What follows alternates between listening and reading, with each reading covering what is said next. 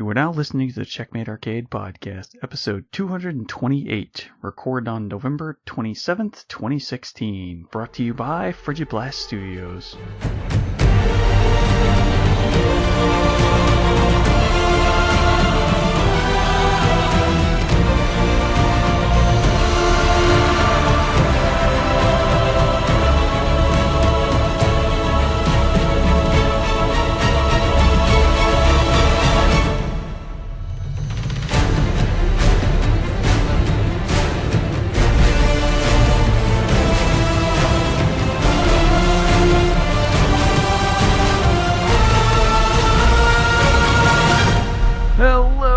Welcome to the Checkmate Arcade Podcast, your home for quarter-munching fun.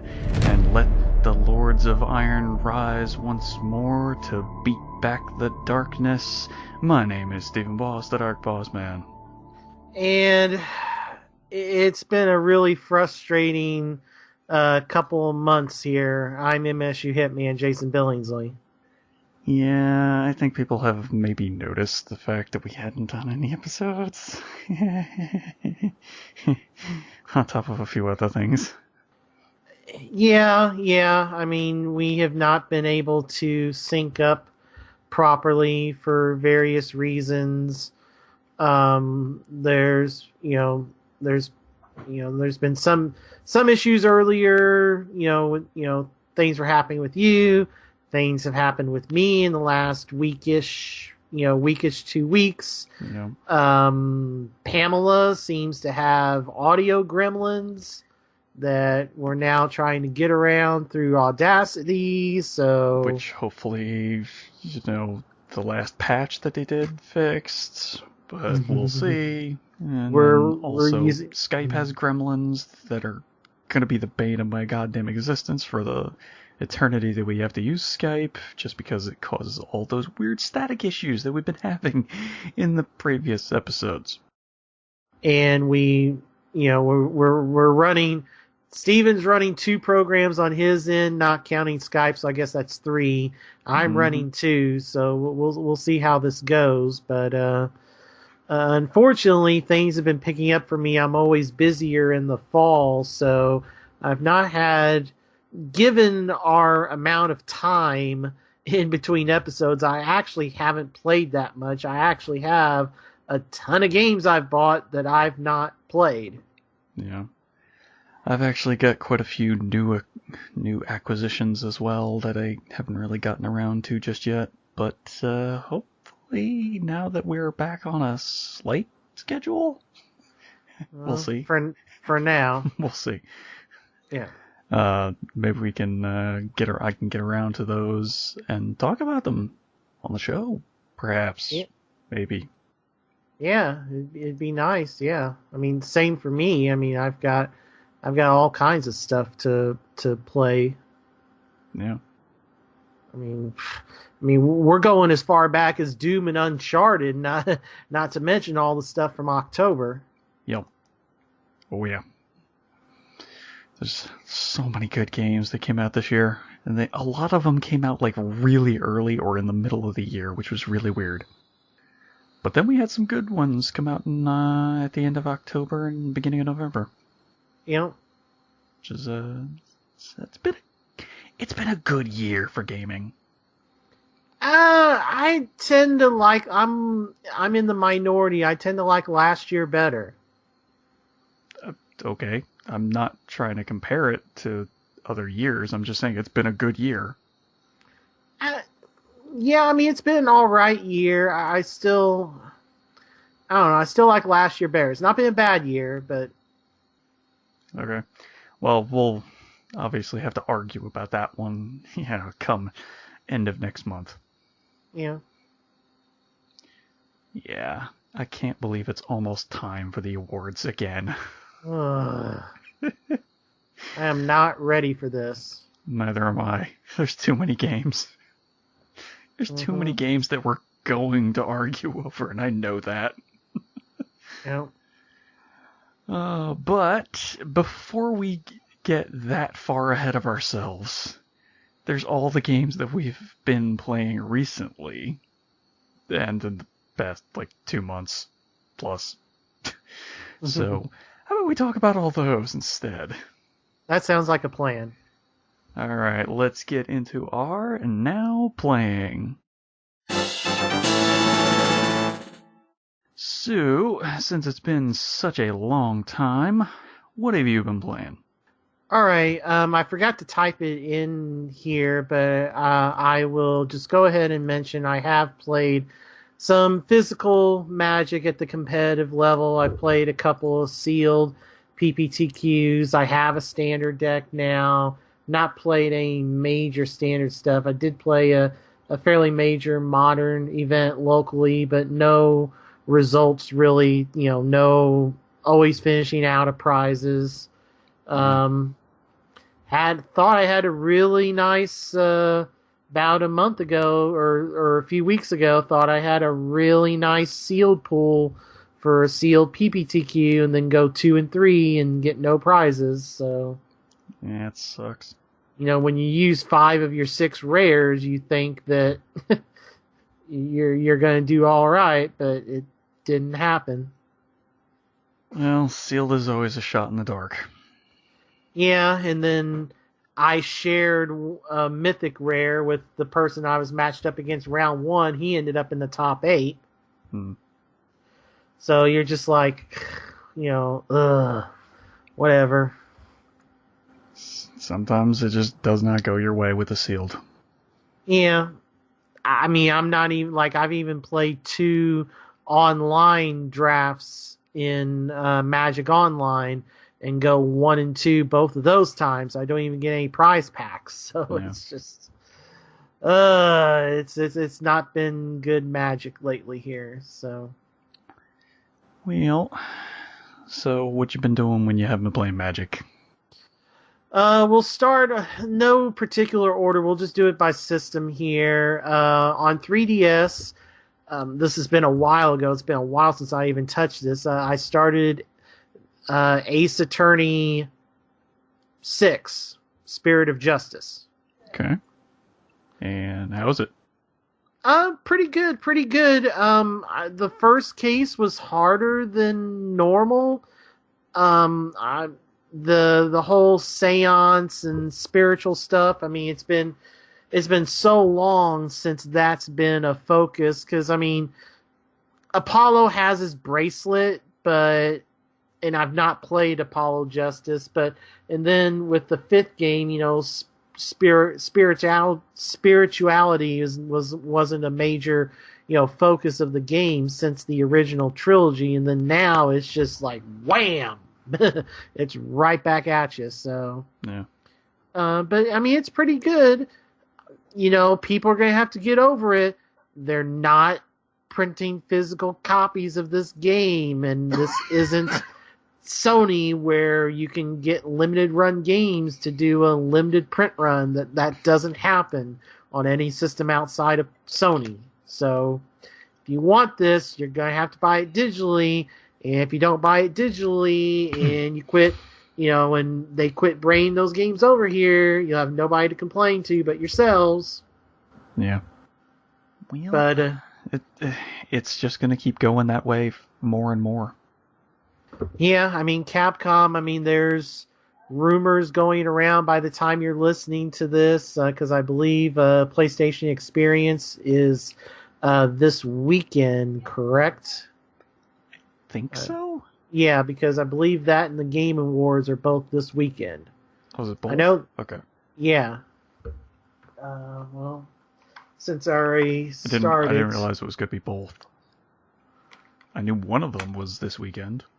All right, Game Awards are Thursday night. Yeah, they're this Thursday, so then that means PlayStation Experience. PlayStation Experience, yeah, is this weekend. So okay. The rumor going around is that Marvel vs. Capcom 4 is going to be announced at one of these 2 events. And it would once again be a Sony exclusive. Huh. Okay. There's also heavy rumors of Last of Us 2. I don't know. That one I think is less likely. That one is leaked by Shinobi from NeoGAF and Twitter. And he's usually 100% dead on. Okay. Well, hopefully they don't decide to go with, hey, what are the furthering adventures of these two characters from the last game? Yeah, I don't know. New characters, new scenario. Please don't fall into the trap of Uncharted. Hey, let's just keep going with Nathan Drake for every single one of the games. But we will see. But anyway, yeah, Ace Attorney. If you want more Ace Attorney, go get it. It's a good game. Okay. I also played the demo and then picked up a used copy of Project Cross Zone 2. All right. So, what's this game about? Because I only vaguely remember anything about the first game. This is the continuation of your it's got the characters from your series that you just love so much, but you hated the first Project Cross Zone. To be fair, it's not a superb game. Your Super Robot Tyson people are in here.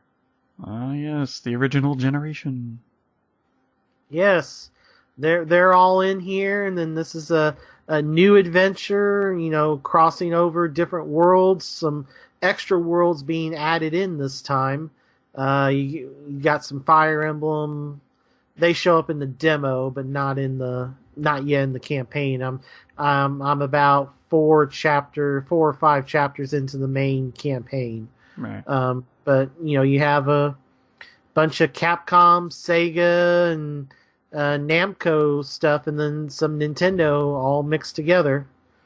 Different worlds, different characters and stuff. Still a turn-based strategy grid in each chapter, with the combat being fairly simplistic combinations of the D-pad and A button, and you have to time the hits so you get the max amount of damage. And then there are counters and super moves you can do depending on various meters that grow, fill up as the chapters go along. There is a free demo on it, so you can try it. Don't know how long this one is because the original, I got about halfway through it, but it just became such a slog. I never got any further in it. The biggest thing with this game, improvement-wise this time, is in the first game, there was no shop. So every health item, everything you got, you either had to have it drop from an enemy, or you had to, take time out to go to the treasure chests in each stage and open those up. That's a really weird way to do that. Yeah. This game has a shop that you can go to between chapters. Okay. So that's a significant improvement. I would hope so, because the not having a shop for an RPG is kind of a weird one. Yeah, but other than that, the core of the game is very similar. They do add in. They made you do it during the demo, and I can't really figure out how to do it properly in the main game because the only group I have currently that has it is Chris and Jill. There is a way, if your characters have this ability, to do like a attack from the main screen that is kind of a AoE. Like Jill and Chris have some type of like rocket launcher attack that you could attack 3 different enemies with, and that would be their turn. Okay. I haven't figured out how to do it properly outside the demo. Right. It's still better just for me to go in there individually and kill the cannon fodder enemies individually, but maybe I'll figure it out at some point here. But it's just fooling around with it a little bit. I mean, just kind of, I wanted to get it, and I didn't buy it new. I did buy it used, but it was like $10-ish. So okay. It's fine. It's not a great game, but I like most of the licenses in there. So, I wanted to. It'd be nice to have the second one. I mean, I would have a little disappointed on the second one that they didn't have such an awesome day one edition. I mean, that soundtrack that came with the original, I mean, that was well worth the day one purchase. But this one had no day one edition. It was just, it's there. Okay. So that's why I waited for a significant discount. All right. Moving on, I broke down one time that it was on sale because Capcom and Atlas, if you want to buy one of their games digitally on 3DS or Wii U, just wait and it'll be on sale. Yeah. So sometime when it was on sale, I bought Mega Man Legacy Collection for 3DS. I thought Colin Moriarty had said that his challenge levels were supposed to show up in the 3DS version, but unless it's exclusive to the cart, they're not in there. It's all the same challenge levels from the PS4, Xbox One version. Okay. But whatever. But for a few bucks, having Mega Man on the go, sure, awesome. It was nice when we drove about an hour to Thanksgiving dinner, having Mega Man. I played Mega Man 2 on the way there and back. I played a little Project Cross Zone as well, but I got through 7 of the 8 stages on difficult on Mega Man 2. So okay, it's like I still got it. Except for Quick Man, I suck at Quick Man. Yeah. Like I got through Quick Man stage and then died in the chamber leading up to his door with all the walkers. So it's like I fail. I mean, it depends on how much health you had at that point. Well, I was full. Oh. Yeah. Okay. Yeah, I fail. That's less skillful, let's say. Well, the problem was I got caught, like, I was trying to get through the guys, and there's one that comes in right in the middle, and if you take one step back, they respawn. So At one point I had like 5 walkers on the screen at once, and I was just done for. Yeah, okay. No amount of airman could save me. All right. All right, so moving on.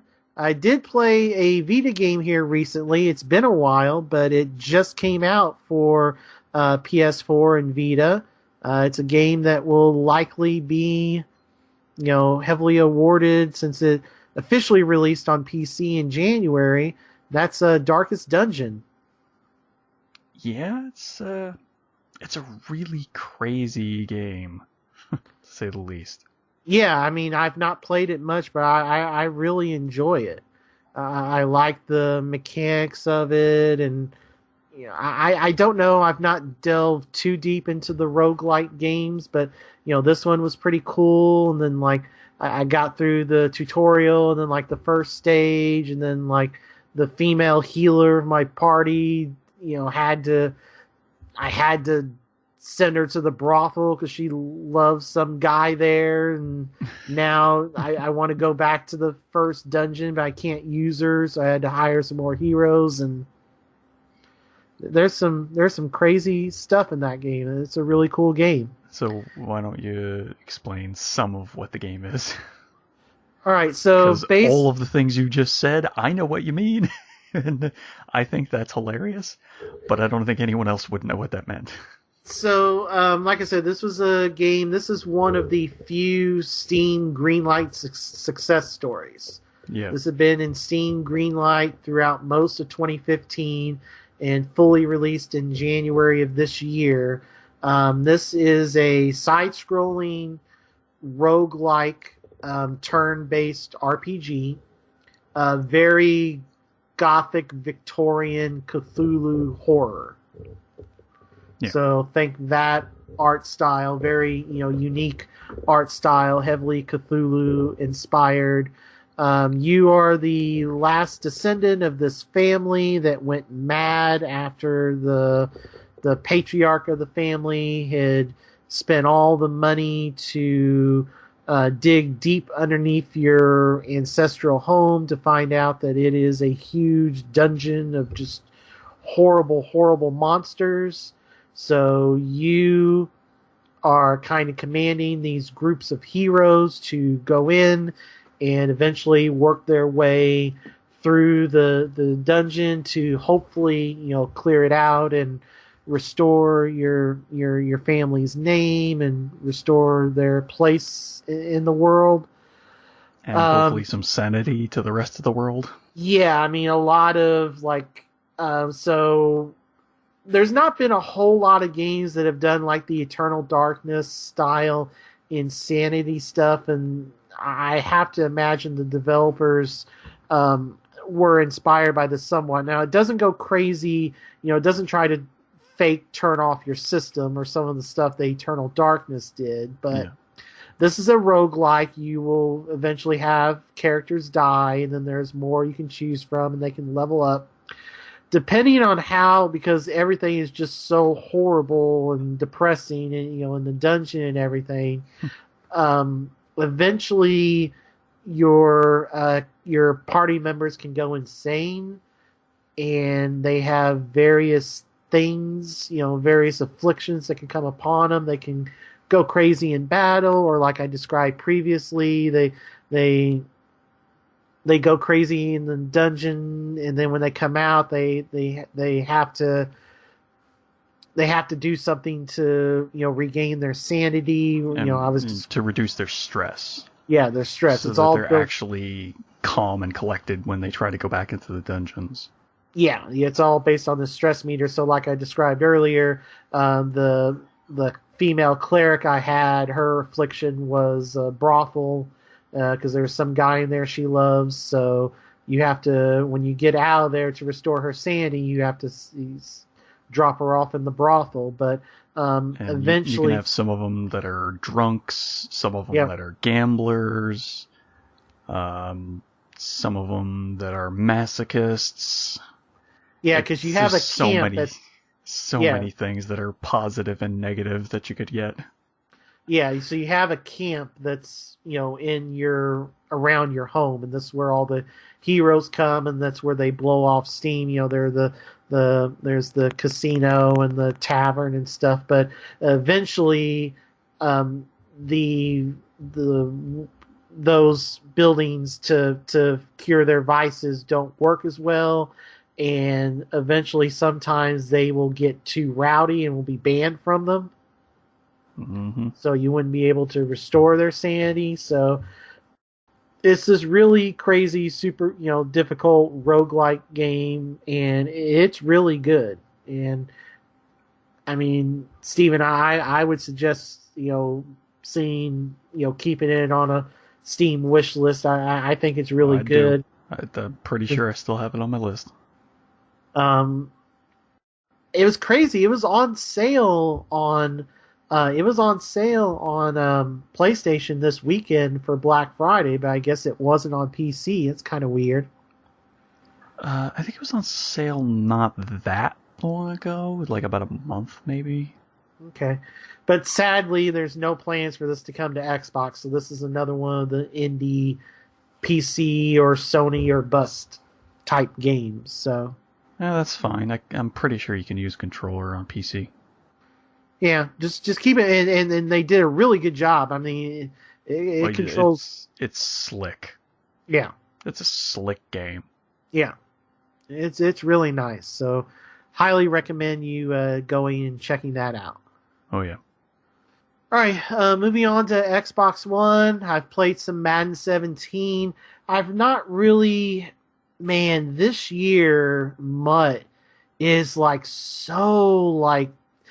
I mean, it's good, don't get me wrong, but man, it wants you to devote everything to MUT. It's like, oh, well, we've got these games here, and then we've got this gauntlet that you can run through that only lasts a month. You get all these packs and stuff, and I mean, there's all of these campaigns and limited time games, and I just haven't been able to devote the time to it that I have previously. I've been, so I've got kind of a weaker team than I normally do at this time, and I definitely am not going to get the Super Deluxe Edition next year. I mentioned this last week. I thought I was going to get 3 All Pro packs per week for 10 weeks, not 1 pack per week for 30 weeks. Yeah. So, because I know what's going to happen. Just like last year, they'll put Madden on EA Access the week after the Super Bowl. Right. So I buy the physical deluxe version and then trade Madden in around the Super Bowl, for some credit, and then by then it's on EA Access. So yeah, whatever. But live and learn. Yeah, live and learn. Sometimes that's all you can do. Yep. But it's really good. It's really involved, though. I mean, if you want to get into MUT, man, is it involved this year. There's so much stuff going on. It is crazy. They do so much stuff. Gameplay-wise, it's really great, and it's really awesome how they update the commentary every week if you're playing exhibition games, online or with your friends locally or whatever. They'll talk about what happened that week in the NFL, so... Yeah. That's kind of really weird how available voice actors can help, huh? Yeah. Or not voice actors, but available commentators. Yeah. All right, so if you want Madden, this is a good one to get. This is probably, I would say this is better than 15. 16 was okay, but, if you're like, well, I only buy Madden every couple of years, this is a pretty good one to get, although I find it highly likely that we're going to get the story mode or whatever you want to call it that FIFA has. Generally, the way EA Sports games go now, whatever improvements are done to FIFA first, and then they trickle down to Madden. Like the chemistries that are going on this year in MUT, that's been a FIFA thing for a while. Okay. So I fully anticipate Madden getting a story mode next year if the NFL allows it. So I can't imagine they wouldn't. So if you want to wait, if you were able to resist Black Friday, then I say either get it because there'll be Christmas sales, after Christmas sales. Or just wait till like after Super Bowl week, because I guarantee you after Super Bowl week it'll either be $20 on PlayStation digitally, or it will be free with EA Access. So it's like if you didn't get it for Black Friday, either just wait till after Christmas or wait till after the Super Bowl. Yeah, but it is worth playing for NFL fans. All right, moving on. In September, Forza Horizon 3 came out. And before that game came out, I booted up the Forza Hub app. And depending on what level you are in terms of how many achievements and this and that you've done in the Forza games, you get certain free cars and stuff when you play your next game and all this other stuff. And I was at level 4, and I was really, really close to level 5. And the quickest way to get a bunch of points in the Forza app is to play Forza Horizon 2 Fast and Furious, which I beat that campaign, and I got all but 2 achievements. Okay. And that was enough points. I played that a good, 8+ hours, and got to level 5, and then got a Horizon 3, and booted it up and played that for a couple hours, and I played it one night and got to talking to Thorbon on there. We talked, just talked while I was sitting in there not driving for a couple of hours one night. And man, Horizon's so good. I need to play it some more. I mean, it's such a good game. But Horizon 3, I love Horizon 1. I have sat here. May it rest in peace, because if you didn't get it with Xbox Live Gold while it was free, you have to go through GameStop or your local disc retailer of choice to get it, because Horizon 1 is no longer available digitally. So I love that game. I've always stood behind that game, but Horizon 3, man, it surpassed it. Okay. I think Horizon 3 may be one of the best racing games ever. I think it's going to be better than the Gran Turismos. I've always stood behind Forza Horizon 1, but man, I think 3's awful nice. Alrighty. I guess the Australian continent style that they did kind of helped. Well, yeah, because and I need to go check if I bought the expansion. There is one caveat to the game. Okay. So, they had the Ultimate Edition. If you get that, you got to play it early, and it came with the car pass and the VIP pass, and, yada, yada, yada. There are 2 expansions coming for the game, which are not included in the Ultimate Edition. Okay. However, if you buy them before some arbitrary date in December, you get them for a significant discount. You get the 2 expansions for $25 instead of $40. All right. Yeah. So that's the only thing, and we'll get into something similar on the PlayStation side, but that is one thing to note. So that is the one caveat that's kind of grrr. And they did this with Forza 6 too, because they had the Porsche expansion and the NASCAR expansion. So, all right. So that is one thing to be aware of, even if you bought the Ultimate Edition digitally, so you get all the cars and everything. There are 2 expansions coming, which are not included in any of the current versions. So, yeah. Question about the app. Uh-huh. You said you were close to leveling up. What did leveling up get you? More cars. Ah. Like, whenever you level up in the games, you get free credits. And when you first boot the game, it sees what level you are and gives you a bunch of free cars. Like, I got like 5 or 6 free cars. I think it was like 7 free cars in Horizon 3 from stuff I'd done in the previous Forza games. Okay. And you just go into the app, it tracks how much DLC you buy, the stuff you do in the game, the achievements you unlock. They're all worth certain amounts of points. And, that it tracks, and then you level up. And it counts all the Forza games going as far back as 2. Although for the older Forza games on 360, the only things that count are the achievements. Okay. For the newer ones, like 4 and stuff, it does track more things. Yeah. All right. I think the max level you can be right now is 10. Okay. At least as of Horizon 3's launch. Right. So being level 5 is not bad. Yeah. Yeah. I mean, I'm not hardcore at, at 8 or 7 or even 6 like a bunch of the people on the Forza boards were, but I think 5's respectable.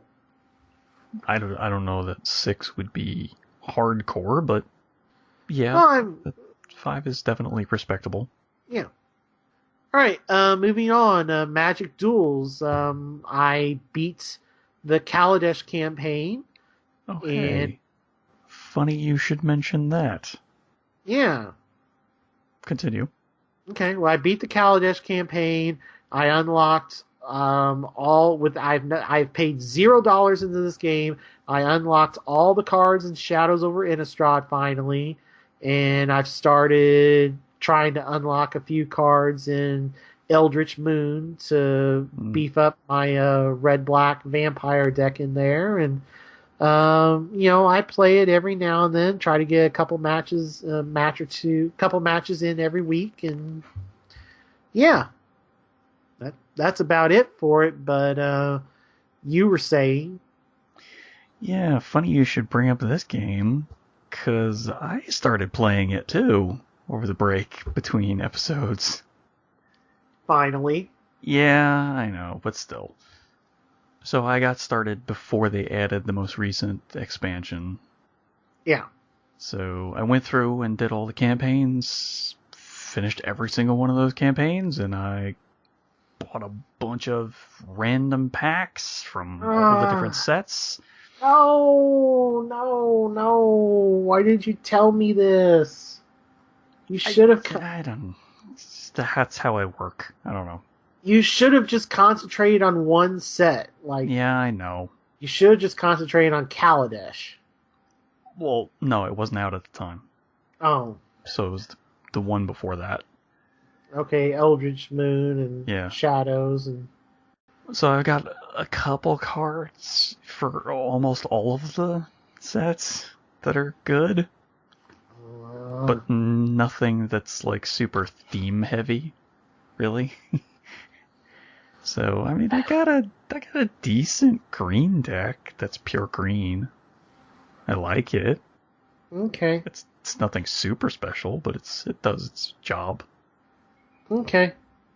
I really need to just focus on the Origins expansion or the starter, just because then I want some of those Planeswalkers. And that's where I'll be able to get the pure color Planeswalkers rather than the multicolor Planeswalkers. No, there's single color ones in Shadows. I mean, Jace is blue, Liliana's black. Right. But I really want some of those from the starter set because of some of their effects. Some of those effects were really cool. Okay. But yeah, it's fun. It actually crashed on me once in the middle of an online match. Yeah, out of the blue. Yeah, it's not been the most stable thing. Yeah. I will fully admit, that this is not the Telltale where, oh, well, it runs just fine for me. I don't know what, I know what you're talking about, but, I never have any problem. No, it's kind of meh for me as well.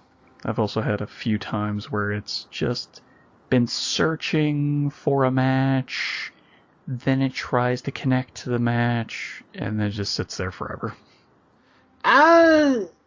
I've not had that. Normally it's just that it, if nobody's on. Had it happen twice. Okay. Yeah, when all the buttons decide, we're not going to respond, that's kind of a problem. So, couple bugs. Okay. But yeah, no, I didn't put any money into it either. Some of those challenges were not easy because they require me to do versus actual people. And for the longest time, I was not doing that because I didn't have a deck that was any good at the time. Well, right, yeah, all the quests now are all related, or the majority of them are related to the competitive online mode to try to stimulate people playing each other online and try to stimulate and keep the game active. Yeah. Yeah. Well, that's probably another thing that contributed to me not having a ton of cards for certain sets. Just because I didn't have enough free coins. Well, right. I mean, when I started, I did the Magic Origins campaign. I did it when it came out, so I played Origins and I got a bunch of Origins cards, and then not a bunch, but I've got like a 10th of that set. And then they went for the longest time and never added BFZ and Oath, and then they did them both together.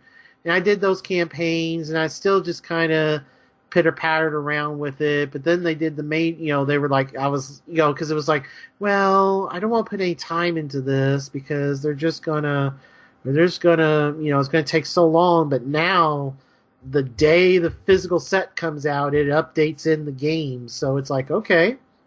So when Shadows came out, I was like, okay, I'm going to keep up with this. And I scrimped and clawed and played as much versus as I could, and without any money, I completed the entire Shadows over Innistrad set. I don't have any cards outside of the free ones you get from Oath. I have very few from BFZ. Yeah, some of those are kind of like not the cards I would think of ever using. Battle for Zendikar is one of the most underpowered sets in recent memory. I mean, it's a terrible set. I mean, there's essentially... Also, it includes those stupid friggin' Eldrazi that I absolutely cannot stand. Well, they're in Oath, and they're worse in Oath, because then they started doing the small ones, the smaller ones. Yeah. Thought Not Seer, and the couple of months where Modern went nuts with them. I mean, they're still there are legacy and vintage Eldrazi decks. It's just it's crazy how much the Eldrazi from Oath particularly changed up the meta, and then Emrakul made her grand appearance in Eldritch Moon. Yeah. Some of the other creatures that are not directly Eldrazi are fun, but the ones that are Eldrazi are just the most annoying things in the world.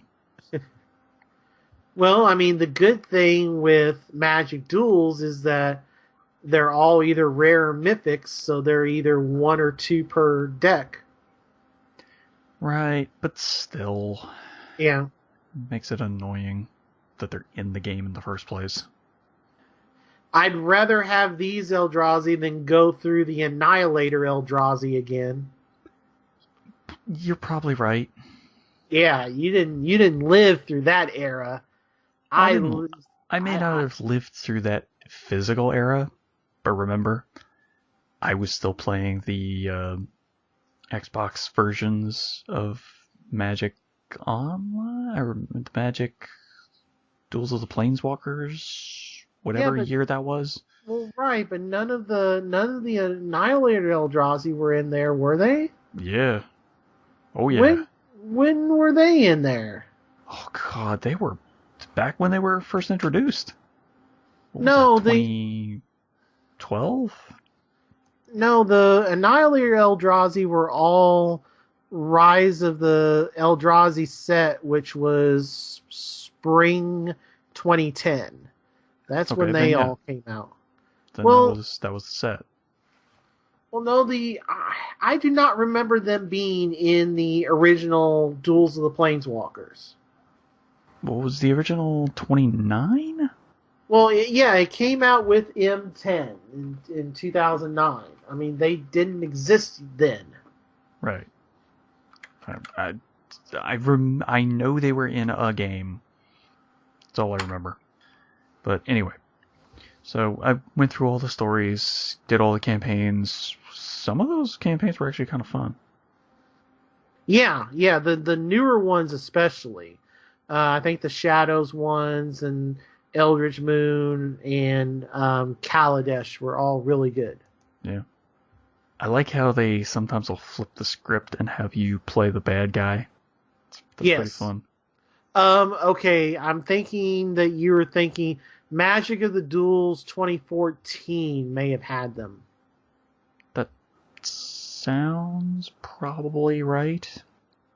Because I'm seeing stuff about Chant of Mul Daya deck from 2014 and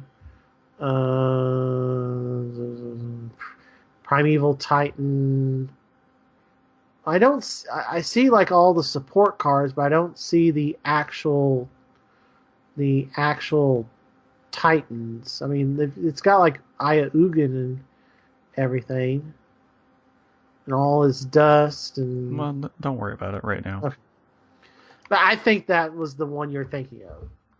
So my bad, I forgot all about it. And another thing, why is 2012 the one random year that is backwards compatible?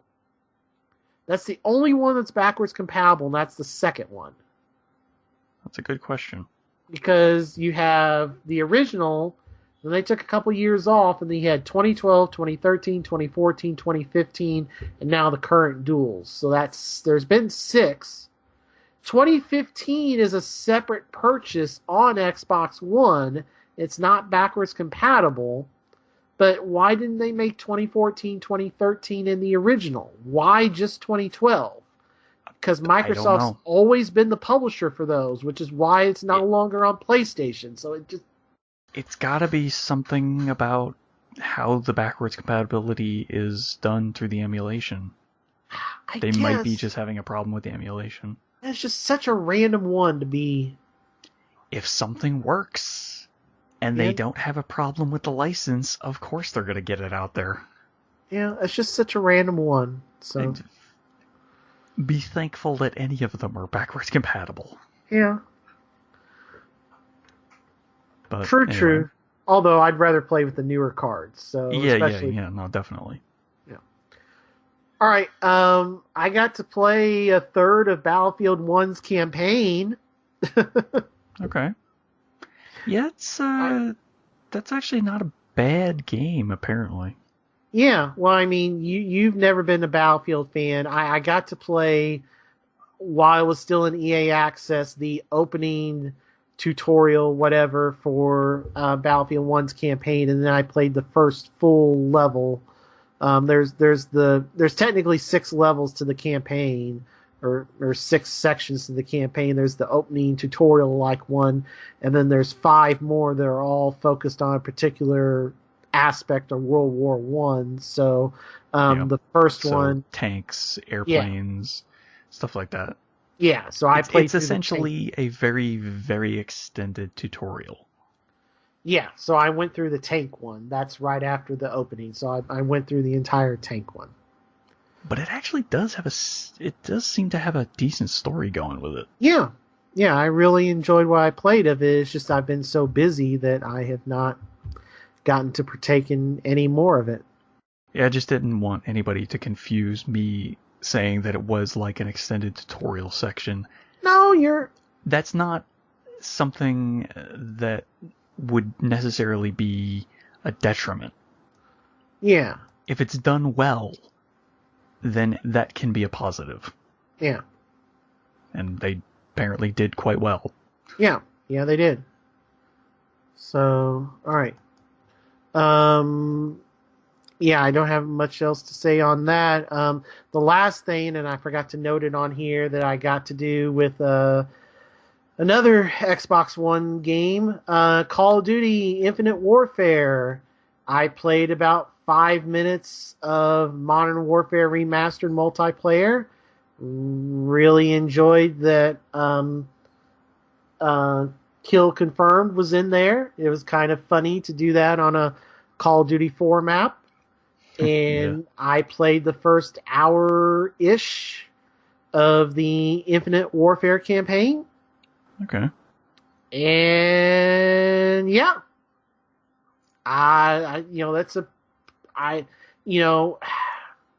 If you want Modern Warfare Remastered multiplayer and 2 great to pretty good campaigns, then hey, there you go.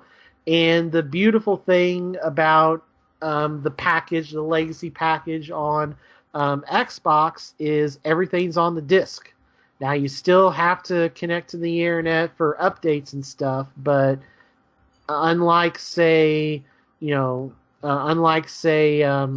PlayStation, where there's a redemption code for Modern Warfare Remastered that still requires you to have the disc, everything's on the disc on the Xbox version, so that was really nice. Yeah, I don't know why they wouldn't put it on the Blu-ray for it's PS4. It's some weird thing, because Saints Row 4 was like that, where Saints Row 4 was on the disc on PlayStation, but Gat Out of Hell was a download code. There was one other game recently that was like that, to where something was a code, but it's all on the disc on Xbox. I forget what that is. There's something else it's a weird thing that happens sometimes. Oh, it was something with Dead Island. There's something with the Dead Island collection where something is a code on the PlayStation version, but everything's on the disc on Xbox. Yeah. There's some weird stuff like that. I don't get how that works, but yeah, that's odd. That's very odd. This is the biggest game that's had that discrepancy. So feel, and like at GameStop, the Legacy Edition on Xbox One is worth more than, because, it's on the disc. So, maybe somebody will screw up and sell you a Legacy disc on Xbox One, and there you go. So, yeah. So just keep that in mind. Well, hopefully, eventually, a couple months from now, they will realize, yeah, right, we'll just make it available for download, and then people can pay their like $20 or $30 for it, and then everybody be happy. All right, moving on. Even though the campaign for Infinite Warfare seems to be pretty good. Yeah, I really enjoyed what I played so far. Apparently, this is the year of really good campaign shooters. Yeah. I mean, even the ones we haven't really, I own Gears of War, haven't touched it yet. I own Titanfall 2, haven't touched it yet. You'll get into that a little bit more, I not touched enough of Call of Duty and Battlefield. There's just so many games I've gotten, we'll get into WWE here. Well, that's not a shooter, but I mean, between those and then Uncharted and Doom, I mean, you've got like 6 really good campaign shooters. And then, there's this thing called Overwatch. So, yeah. And they've been having free weekends. They've had 2 of them so far. Yeah, so I mean, it's been a good year for shooters. So, yeah. All right, moving on to finish up for me, PlayStation. So for those that have been keeping up with our Facebook and or my Twitter, I participated in Extra Life as part of the St. Louis Twitch team. You can still donate if you're interested. Just search MSU Hitman on extra-life.org, and you can find my page. But send me the links. I'll put it in the show notes. Okay. But I did Extra Life streaming on the first weekend in November. So a lot of this PlayStation stuff is going to be stuff I did there, and it's on my YouTube as well. Anytime I stream now, I upload the Twitch to YouTube, so it's there permanently.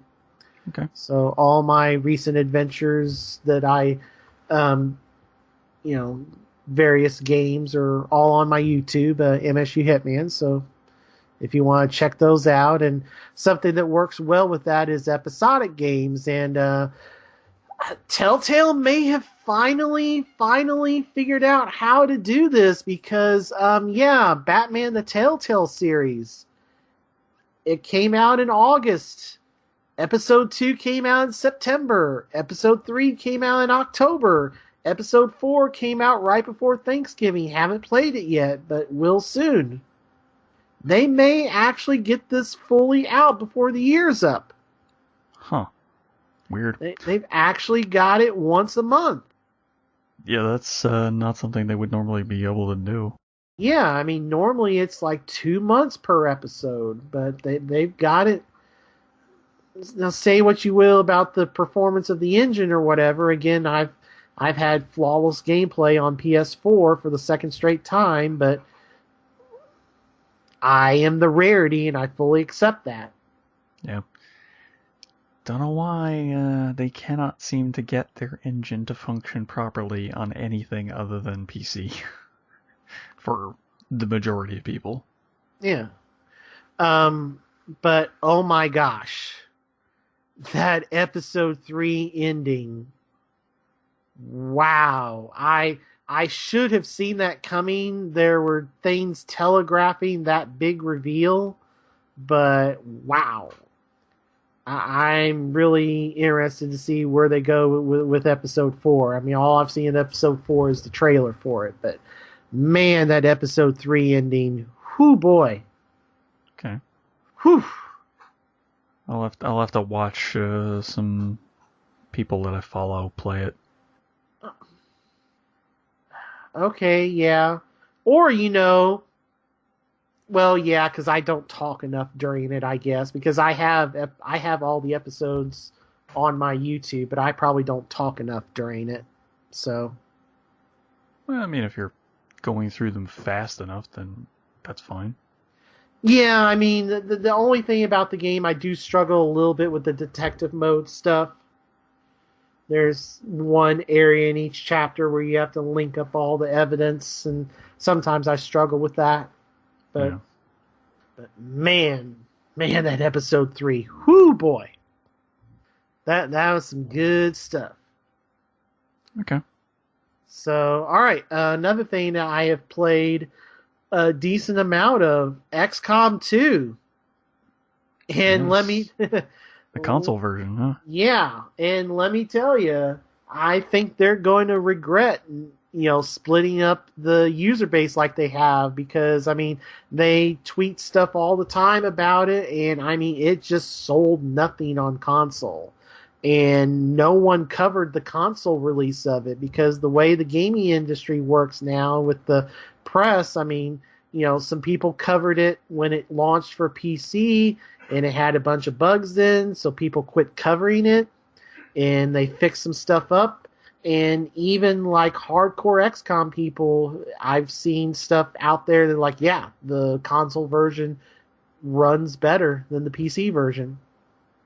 Yeah. So take that, Master Race. Meh, meh, meh, meh, meh. Yeah, I've never subscribed to that little cult, unfortunately. Yeah. But, I mean, it's just so sad because, I mean, this game is really good. I dig the kind of alternate, you actually lost the first war, and the DLC has tied into the original game very well. And, there are familiar faces and relatives of familiar faces in this game, and man, it's just really good and really tense, and it's a shame this game is going to get overlooked because they split the user base up. This game had a significant player base. I mean, the reason it won Game of the Year and stuff, it got the Giant Bomb and Kotaku crews hooked with the simultaneous release on PC and console, and they got so caught up in catching the PC, like, oh, well, we got to be true to the PC people. That's where the series originated, and da-da-da-da-da. It got popular being on console. Yeah. And all the console people like me just got a middle finger for 6 months. Well, March, April, May, June, July, August. 7 months, excuse me. 7 months. I guess, well, yeah, because of the delay. Well, remember, I mean, it was like, oh, we're concentrating on PC, and then E3, surprise! Right, but then also the delay, because there was a delay at some point. Well, It's right. Like, I'm sorry, we're going to have to delay it like a month. Well, no, it was supposed to be the first. It was supposed to originally, when they announced it for console, it was going to be the first Tuesday in September, and then it became the last. So that wasn't the major thing. It was we're concentrating on a PC game, PC. And then, that was the narrative. And then in June, surprise, it's coming to console. Like, of course it is. Surprise, but not surprise. Yeah. But it's a great game. It was on sale for like $30-ish on disc. It's probably too late. Well, it's too late now to get it for that price, unless maybe you order it on GameStop's website still for that price. But it was on sale digitally as well for a little higher. And I fully recommend the game. It's awesome. The thing that irks me is that the DLC that came out for the PC version, I think the console version should have been an all-inclusive one and have it in there and not have to be an extra cost. But be as it may, the DLC that came out for PC is available for console as well. I highly recommend getting it. At least the Doctor, if you don't want to buy it all, then buy the Dr. Shin's Gift DLC pack, because the story in that's fairly cool, and the new character class you get is super awesome. If you have it, as soon as you have it installed, it appears in the early part of the game, and you can get through it in the early part of the game. It's not too hard, and you'll have that awesome character class for the rest of the game. Okay. So this character class is what? Do you want me? Secret? It's a bit spoilery. Okay, well, then we'll avoid it. Yeah. You were just talking around it. I'm like, why are you just talking around it? That doesn't make sense at first. But okay, if it's a potential spoiler, then yeah, we'll avoid it. Yeah. But that one's really awesome. There's another one that ties into the Doctor from the first game. That one is a little like, if you're wanting a challenge, that one makes the game a bit harder once you do it. So, and then the third one is just hey, we found the original transport ship, and here's a bunch of super powerful one-of weapons you can give to your guys, but if they die and you don't retrieve them, then the weapons are gone forever, so... Whoops. So that's the reinforcement pack. That's the 3 different DLCs that are separate. I highly recommend getting it if you get XCOM 2, but okay. If not, you can still enjoy the core game just fine. Yeah. And the console version's super awesome. Alrighty. So, what else you got? Moving on for more extra life stuff, I started my career for WWE 2K7. Okay. Had a bit of fun with that, played it for about an hour and a half, but I need to go through and edit all the moves. I edited most of the music and entrance stuff successfully, but I need to go through all the moves. And I need to go search. I could not for the life of me on stream find where the damn sharpshooter was as a finisher. Could not find it anywhere. All right. So I don't know where it is. So maybe it's not in the game. I don't know, which seems crazy because Brett's in there, but I don't know. Whatever. But so enjoyed that. At some point I need to put some more time into that. So with the ending part of my Extra Life stream, I decided I should finally beat Until Dawn. We're around. We're close to, we're just after Halloween time. Halloween was that week's Monday. Yeah. And man, I was just, let's just play this for a while. And I got fully engrossed in it and spent 4.5 hours and beat it. And man, that's such a great game. I mean, that was my number 3 game last year. And man, that is such a good game. Sony should have promoted that so much more. I mean, that is easily one of the best exclusive games on the PlayStation. I mean, have your Bloodborne all you want, but I point people at Until Dawn all the time. Man, that thing's great. I mean, Bloodborne is a very, very good game. So don't sell it short. Right. Until Dawn is a very, very, very good game for other reasons. Yeah. Reasons that they apparently didn't understand when they put together that VR game. Yeah, that was just kind of a quick cash in. Yeah. So how'd you enjoy it? I love it. I mean, it was just so great. I ended up I lost half of the group. I'm guessing you made the same mistake that most people do. Moving. No. Doing the run for the door. Oh, yeah. I always sucked at those parts. And that was really gut-wrenching there at the end, yeah. So, yeah, I messed up that one, and I messed up the scene before that, because there was something I didn't discover. There's a thing you have to discover, and if you don't discover that clue, then a different particular character always dies in the next to final scene. Yeah. And then I screwed up the scene right after I had stopped, like Like there was, right when I started off was a particular chase scene, and I screwed that up without knowing, so that caused that person to die. And then I screwed up a couple of scenes later, and that caused that person to die. So I only had 4 of the 8 survive. But the beautiful part about that game, once you beat it, is that you can do a chapter select and go to whatever chapter and change things around so that you can get all the trophies. It is a very obtainable platinum if you want to put your time into it. Yeah. And it's worth, at a minimum, 1 full playthrough, no matter what. Yeah. Just because it's that friggin' fun and interesting. Yeah. That game's so great. That's such a great game. Yeah. And with it being a greatest hit or whatever you want to call it now, it'll never be more than $20. And it's generally always, you can always find it on a sale for a few bucks off, but it'll never be more expensive than $20. And that's great. It's worth it. Yeah.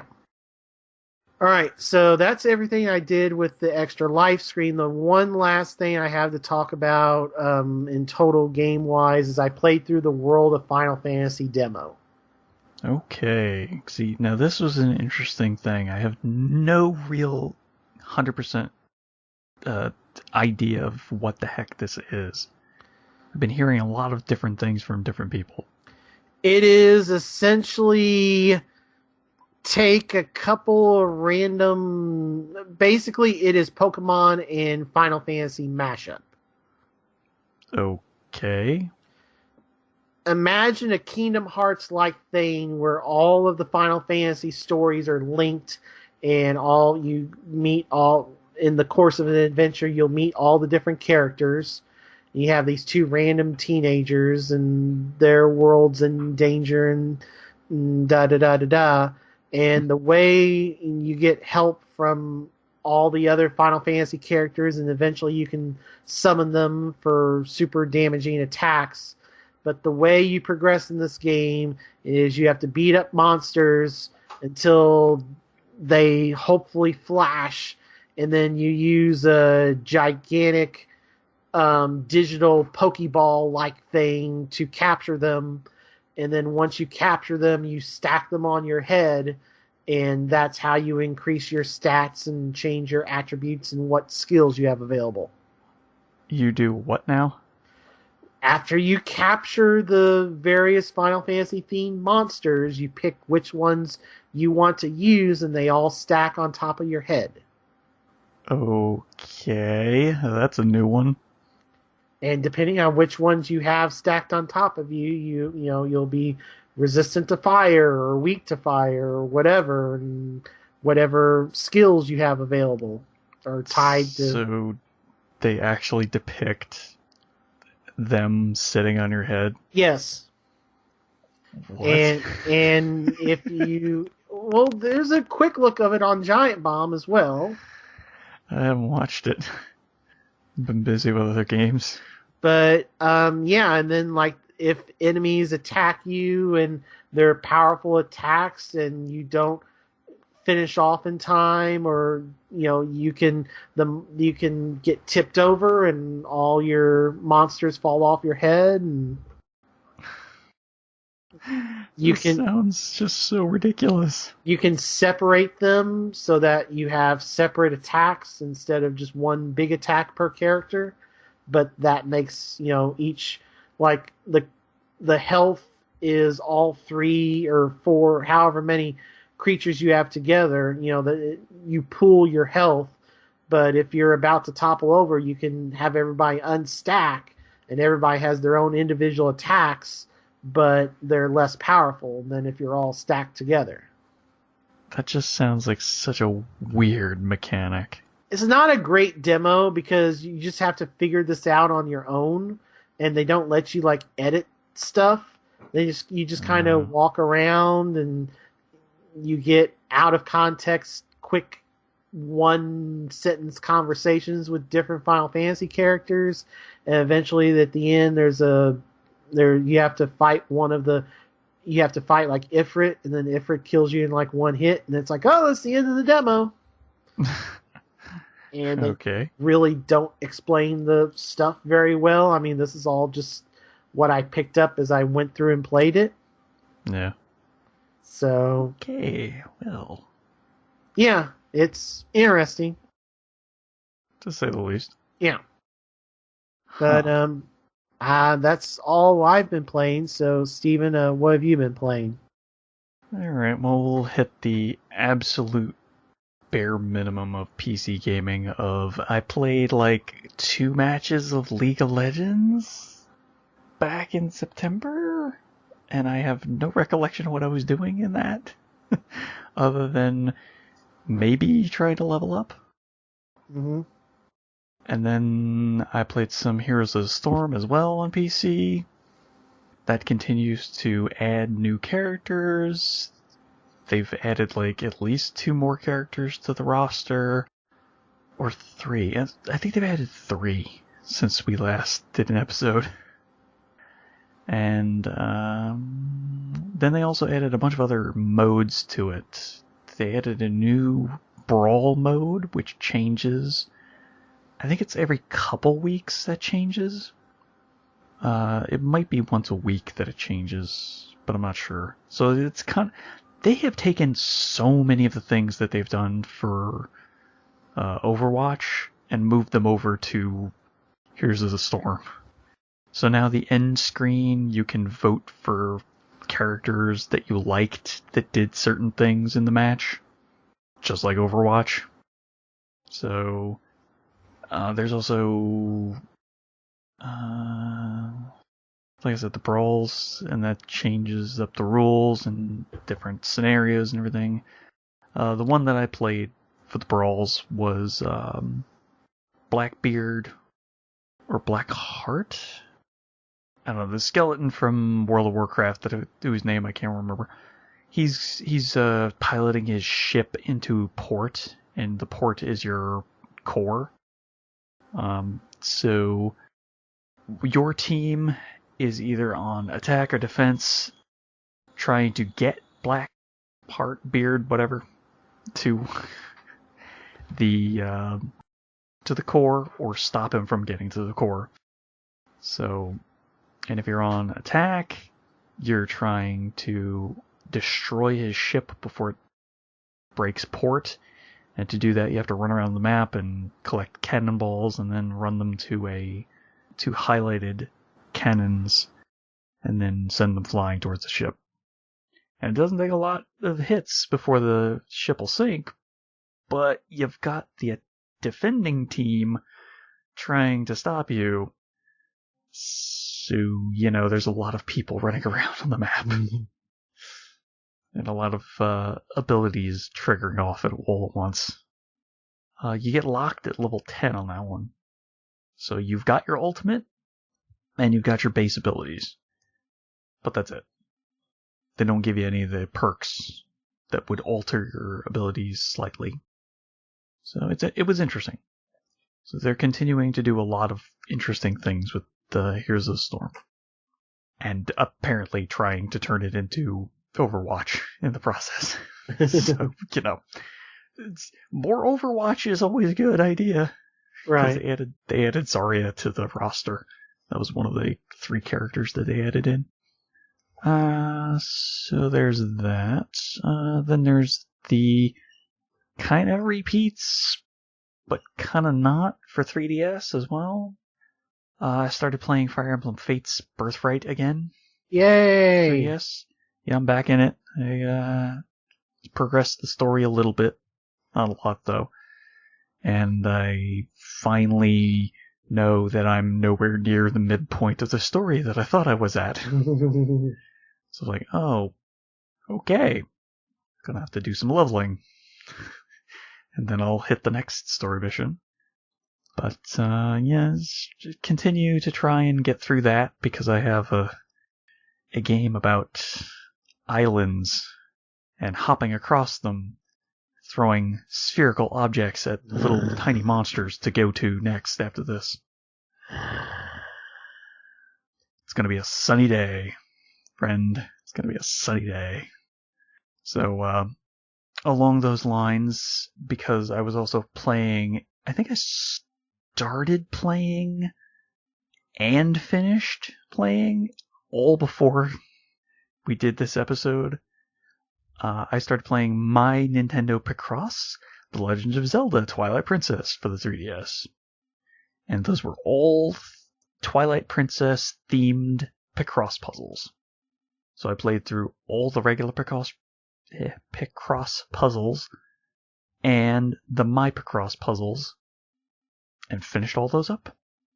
Unfortunately, all the Mega Picross puzzles in the game are just the same Picross puzzles as well, just slightly rearranged so that they're in a different order. So that's kind of a bummer for people who like the Mega Picross puzzles. But for someone like me who does not, that was a yes, thank you, I do not need to do any more of these. So I moved on immediately from that. But for being a free download that you can get only from My Nintendo Rewards, it's pretty good. It's pretty good. I liked it. It was definitely worth doing it too. So there's that. It's definitely a game worth playing if you're into any amount of Picross. So it's quite good. Alright, so then we'll head over to Xbox One, where I don't know if you've got the gist from all the Overwatch talk, but there was some free Overwatch weekends. One, whatever the first one was, I think it was late September. Sounds about right. Mid-September, something like that. And then there was the one just last weekend for November. The weekend before this previous one that we just had, where the Black Friday deals did a little sneak preview for all the gold members. Yeah. That was another free weekend for Overwatch as well. During that weekend, they had a really good sale going. So I was like, yeah, you know what? Let's do it. I got it. I decided to purchase it, and I have been loving it ever since. It's what I was playing for the majority of yesterday and today.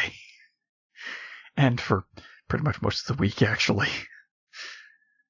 So any game that would normally have taken my time has been Overwatch time instead.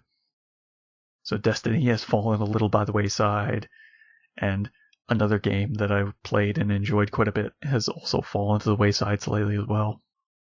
Just because Overwatch is really good.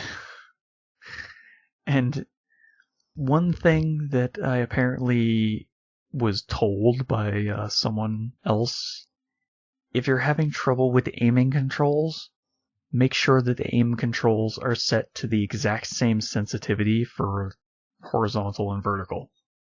Because for whatever reason, they don't default to that. They default to slightly different numbers, which makes no sense to me. But yeah, once you actually match them up and have them as the exact same number, it does get a little easier on controllers. So, little tip. Okay. Yeah, I'm sad that I missed out on the Halloween event, because that had some really fun costumes in it. Mm-hmm. I'm also sad that I didn't even get the chance to consider the summer event for the Olympics. Right. But maybe in 4 years, if I'm still playing Overwatch, we'll see that. We'll see that again. I don't know. Well, no, they could always do like a winter one in a couple years. Oh yeah, that's right. Well, yeah, but that wouldn't make sense for the costumes, because the costumes were more summer themed. Okay. But well, they will continue to do weird events. The little birdie told me that there's a Christmas event coming up, so can look forward to that one. But it continues to be a amazing first-person shooter that has some incredibly fun characters to play. They recently added in Sombra was her name. Yeah. Mm-hmm. And she's interesting. I don't know if I don't know if I'll ever be good at her, but she's definitely interesting. Mm-hmm. So she's got all these crazy hacking abilities, and then a cloak that she can throw down. Only upside on someone who's fighting against it is if you're shooting her, the cloak cannot actually take effect. So, makes it a little easier to stop her. Yeah. Keep applying the pressure. Yeah, exactly. If you see her trying to get her in a corner, trust me, you do not want to let her do that, because she'll go invis and then get out of there. So there's that, and obviously there would be more Overwatch news in the coming year, I'm guessing, at least. Yeah. Because I think they're going to support this game. Some tell me this game is big, Mm-hmm. No real evidence to base it off of or anything like that, But something tells me it's pretty big. Like, bigger than a lot of their other games at the moment. Big. Yeah. So, there's that. I guess we'll cover all the Destiny news and updates that happened as well, because that's kind of repeat and kind of new at the same time, so we'll do that. Alright, so I also played through a ton of Destiny back before Rise of Iron, to the tune of Hail, Hail, the King is Dead. Oryx, the Taken King, fell to my feet on heroic mode. Yay! And I was able to complete that year 2 challenge before year 3 began. So I'm quite happy.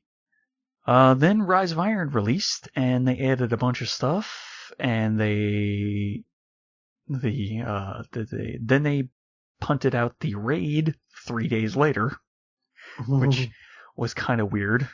But hey, gotta make those YouTubers work for their money.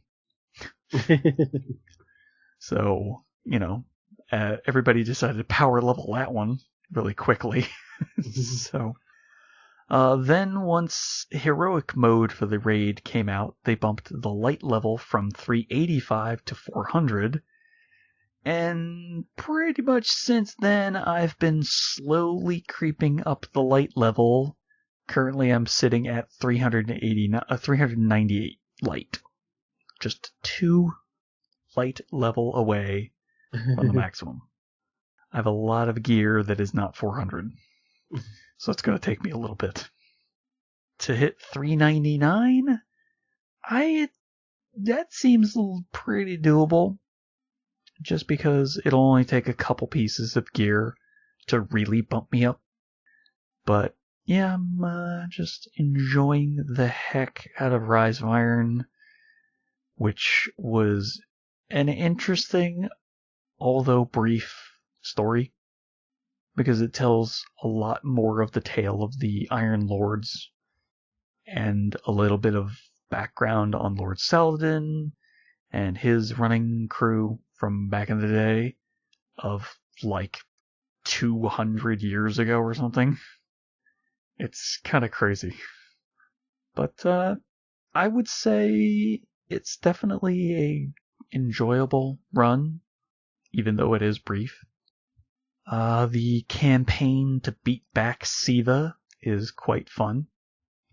The only annoying part that I've noticed is on the Vandal splicers. For some reason, it is incredibly harder to hit the crit spot. I don't know what it is. I don't know what kind of armor they're wearing or whatever. Or if it's just a accidental bug or something. It seems like the only crit spot now instead of a headshot is shooting them in the eyes. Which is really weird. So I don't know.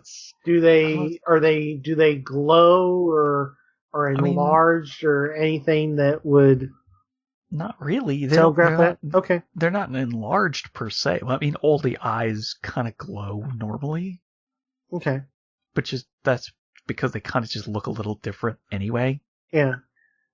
But yeah, I don't know. It's weird. I'm not sure what's up with that one. But yeah, it just makes getting the headshots a little harder than it should be, in my opinion. I don't know. The dregs don't seem to have that problem, and neither do the captains. So I don't know. It's weird. But I was able to go through and have some fun throughout the campaign, through the Iron Banners that they've had. And they've had 2 of them since. I did a little bit of trials in the new year for Destiny as well, which has been fun. I also beat the Wrath of the Machine raid on normal. Okay. It's a fun raid. It's a little bit more mechanically diverse than the Taken King raid. So I think they've got some good solid base for where they're taking Destiny in year 4, which is Destiny 2. Because we're currently in year 3. Right. They also did the Festival of the Lost, which, man, did they microtransact the heck out of that one.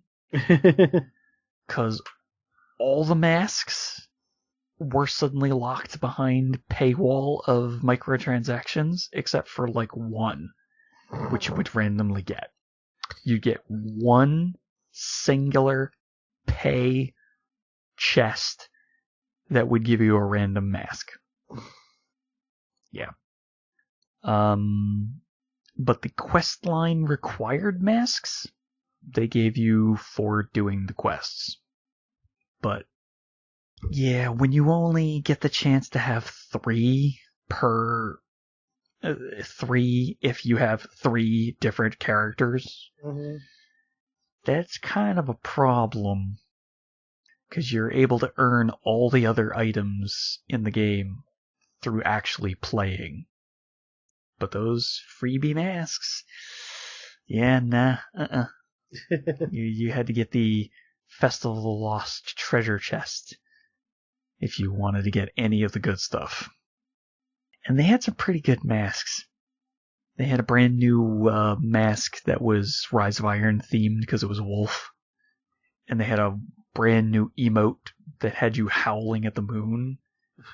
And if you'd had both of those things, the mask turned from, was it flaming red to flaming blue, which was kind of funny, little Easter egg. But again, microtransactions.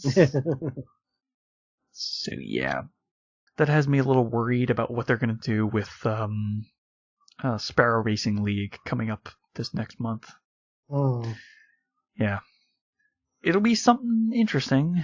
So maybe they learned the lesson from last year and are actually going to give you full sets of armor that you can earn and actually use in the rest of the game if you wanted to. Yeah, okay. Maybe. I don't know. I mean, they gave you really fun, interesting armor sets with Rise of Iron. And you can pretty much earn those for free. Yeah. So it's not bad. But they made a bunch of changes that I don't know that we have enough time to go over with Rise of Iron. Mm-hmm. But yeah, new weapons, new armor, new bug, new bugs actually, because they introduced a item called skeleton keys, which take the place of normal heroic strike, or normal strike gear that would drop at the end of a strike when you kill the strike boss. So instead of that, a chest appears, and if you use a skeleton key on it, you're more than likely going to get one of the strike-specific items that comes from that strike. So that could be a class item, it could be a weapon, it could be an armor piece. So it's a little easier now to get those, which is nice.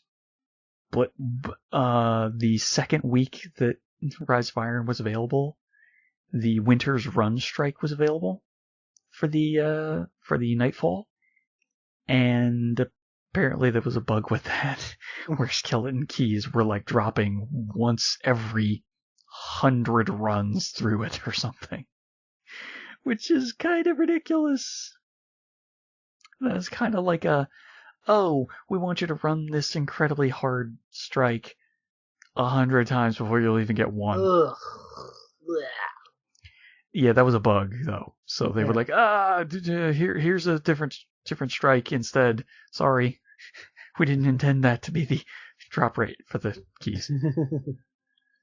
So yeah, now I've kind of determined once every 5 strikes will get you a key-ish, which is a little more appropriate. They added weapon and armor ornaments, which can change how weapons and armor look. The exotic weapons are the biggest benefactor to this, because they get 2 apiece. Not every exotic weapon has it, but the ones that do, they got some real fun looks to them. So dropping last gen consoles seems to have done some very nice things for them. It also seemed like it was loading certain things faster, which is nice as well. So that's always a nice thing to have. Trying to think if there was anything other major that would require. Oh, the other bug that I was talking about, which was the one that actually brought up the fact that there were bugs in the game. So, introduced in year 2 for the Taken King were some exotic class items. Okay. Also, some exotic class items that were faction based as well. So things, the tower factions of New Monarchy, Dead Orbit, and Future War Cult. And by doing, by your gaining rank with those factions, at rank 25, you'll unlock an exotic quest for their class item that's unique to their faction. In year 2, as they introduced a couple new items in the April update, there was a bug where those new class items that they introduced in the April update did not exactly feed into the quest that you need to do for the faction item. Fast forward a couple months, they were able to fix that. Then fast forward all the way to Rise of Iron's launch, and the new class items from each of the factions were kind of broken again for that quest. It seems like you had to use year 2 class items from that faction to actually make it work. Also, I didn't have a year 2 faction item at the time when I discovered that was a bug. So that was a problem, and took me about a week and a half to find a new one through ranking up and getting random ones, which was kind of annoying. So yeah, there's that. But I'm guessing they'll eventually fix it, because that's kind of a major issue. So yeah, there's that. Not really much else to talk about for Destiny at the moment. They recently had their Iron Banner at the beginning of November, so I'm guessing second week of December will be another Iron Banner. Beyond that, yeah, I'm just ranking up my light level of I've only really been focused on my Warlock, and that's it. I haven't even touched my Hunter or my Titan. So that's just a little taste of Rise of Iron, because I don't know that we want to spend too much time on the minutia, because there is still one more game on the list that I need to talk about, other than the fact that I played Magic Duels, which we talked about. Mm-hmm. So the last Xbox One game was a exclusive to Xbox One and Microsoft consoles in general for quite a while. Well, completely. Was it back when it launched? The original came out March of 2014. So after it launched. Well, launch window-ish. I mean, 4 months. Launch window is the month it launches. Maybe 31 days past launch. That's launch window.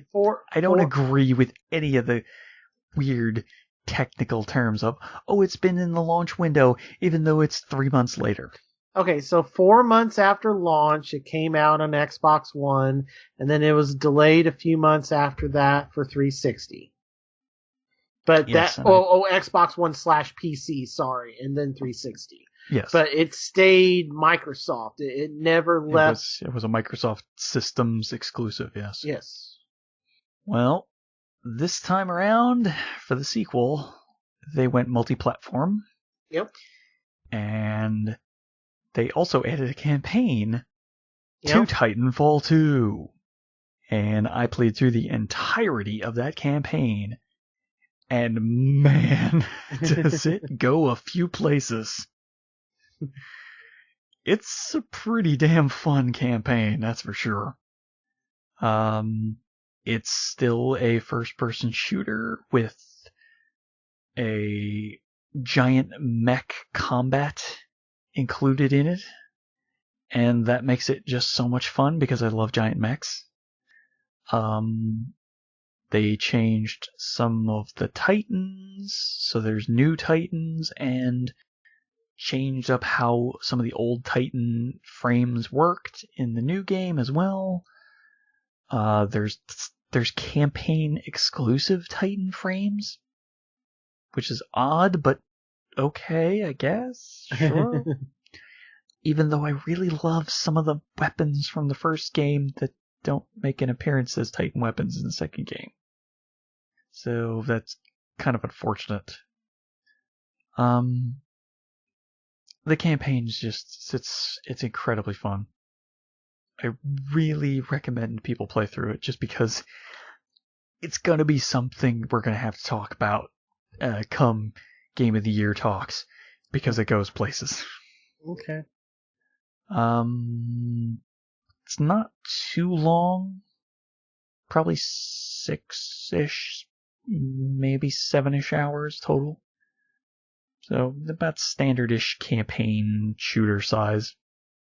So it doesn't take too long to get through. I played through it in like 3 nights. Got through the whole thing. Shooting is solid as heck, just like the first game.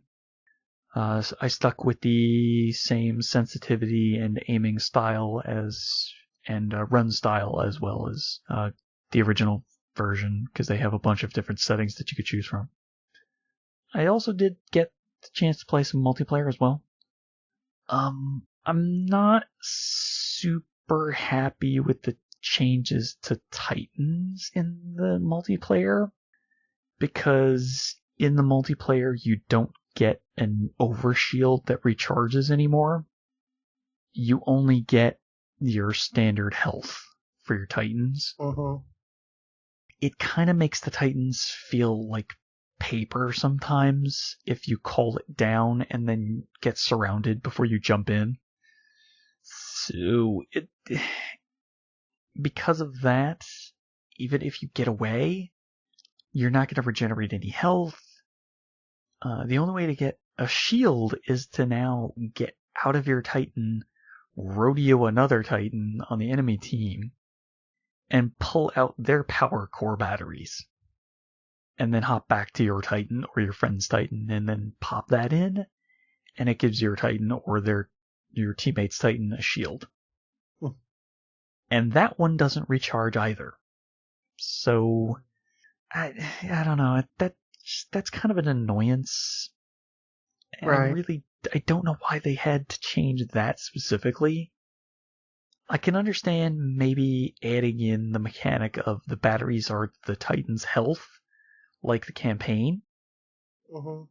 Because in the campaign, as you're collecting the batteries, that actually heals your Titan instead of your overshield. So a mechanic like that would make more sense. Yeah. But the multiplayer is still fun, despite that problem that I have with it. So I still think it's a very solid game overall. It's definitely worth people's time. Trying to think if there's anything else. The Titan weapons themselves. I miss some of the weapons from the first game just because I loved that magnetic grenade launcher that the Titan had that would explode on contact with any object that's metal, because I got so damn good with that thing. I could friggin' snipe people with that thing. It was crazy. I could arc it in just such a way that I could get them behind cover. It was just such a fun weapon. They also don't have the chain gun Titan weapon, which is really weird because that chain gun was super fun. And they have it in the campaign, which makes me so sad that it's not in multiplayer. Another one that's missing that's in the campaign but not in multiplayer is the rocket launcher. The one that spiraled 4 rockets out and had the attachment that could make it just single fire but rapid fire. Yeah, those weapons were just so much fun. I don't know why they didn't just add to those. But I don't know. But each of the new core abilities that they added to the Titans, like the laser core, the flame core, stuff like that, those are still fun in their own ways. It's just a shame that they couldn't include some of the original stuff, because I really liked those. They were fun. I guess that kind of covers it. The only things that they added for the pilots are more weapons, and more weapons. always a good thing. And more camos to those weapons, and camos for your pilots, and camos for your camos. Because, we heard you like camos. I also hope that they eventually add in the changeable voices for the Titans as well, like the original game as well. Right. Just because I really enjoyed some of those Titan voices that they added into the original. They were pretty fun. I also enjoyed the original Titan voice that they had standard stock, just because I liked that voice. It was a good one. I think, that about covers all the stuff for Titanfall, other than the fact that they added in, I don't know what you call it. It's like clans almost, but not exactly. Yeah, it's like groups almost. The clubs. It's clubs. They couldn't call clubs. them groups because of Sony. They're clubs. Yeah. So they added that in, and you basically can join any of the clubs, and that club will have a happy hour that gives you more merits towards your levels. Oh, right. No. Sorry, I thought you were talking about the thing on Xbox. No, not that one. It may be clubs and Titan. I don't think it is. It's like networks. Networks. That's it. Yeah. Yeah. Sorry. Yes. So you join a network, and they'll have a happy hour, which is basically just an hour of time where there's a bunch of bonus. I don't think it's bonus XP. I think it's just bonus merits, which is how you level up per se. Mm-hmm. The XP goes towards your weapon unlocks and your Titan unlocks. but the merits are what you earn as you unlock new things for your weapons and your Titans. So I think that's pretty much covers it. Can't really think of anything else that I'm leaving out for Titanfall 2 per se. So I guess we'll call that the end of my now playing, because I can't think of anything else. And I think because we're kind of running up on the end of our usable time for the night, why don't we call that an episode for now? Okay.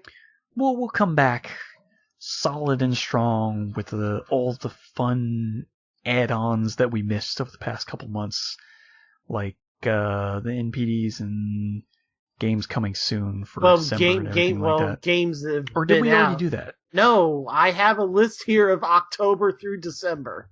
Oh, okay.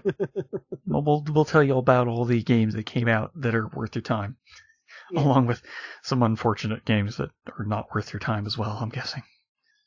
So that's gonna do it for the episode this month, I guess, because it's the last one in November. Yeah. But we'll come back with a much more consistent schedule again. Hopefully we'll be back in a week. Yeah. We'll see. But if you want to subscribe to the show, you can do so through iTunes or the Groove music marketplace for Microsoft. Yeah. And Stitcher. we are also on Stitcher Radio for your smartphone applications. And you can also follow us on Facebook and on Twitter as well. It's 2 words on Facebook, no spaces on Twitter. We are at Checkmate Arcade on Twitter. If you want to follow us individually, and you can see how much I'm tripping this up because it's been a while. If you want to follow us individually, it's at Dark Boss Man for me. At MSU Hitman for me. And I think that's going to do it for this episode, which has been our grand return to the stage. The world stage once again welcomes us. Stage of Destiny. Yes. And the destinies have been set. No pun intended, even though there was a pun there. For the Lords of Iron have risen once more, and I am one of them. My name is Stephen Boss, the Dark Boss Man. And, I've got too much stuff to play. I'm MSU Hitman Jason Billingsley. Trust me, the backlogs are strong with all of us at the moment. God, there's a couple PC games that I bought because they were on sale and they were like ridiculously cheap price. They were like 80% off, and I'm like, yes, please. I'll take those for like $2 a piece. Mm-hmm. And so, I had to. Alright, so that's it for this week. Maybe we'll see you on live PSN, or maybe even on the net. Peace out, everybody.